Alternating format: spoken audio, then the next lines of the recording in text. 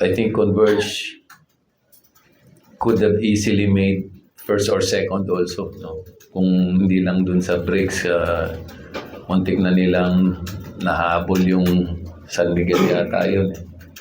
So,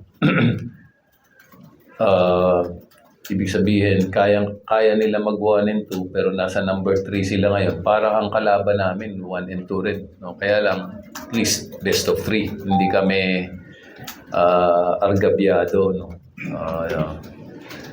Pero,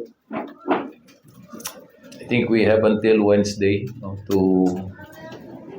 to find a way to beat Converge. Nung last game namin against them, tinambakan nila kami. No? So psychologically, I think they have an advantage over us. But we'll try to find a way, to overcome that advantage.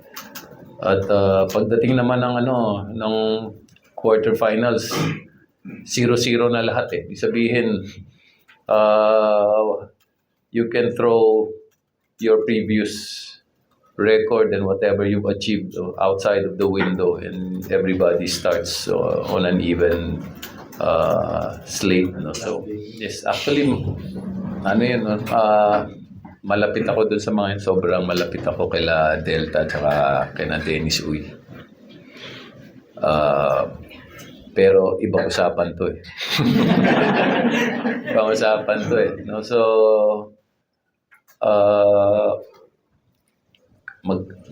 parang pamilya sila. Parang pamilya. Pero pagdating sa ganito, syempre mauuna muna yung interest ng Rain or Shine. Laban-laban talaga to.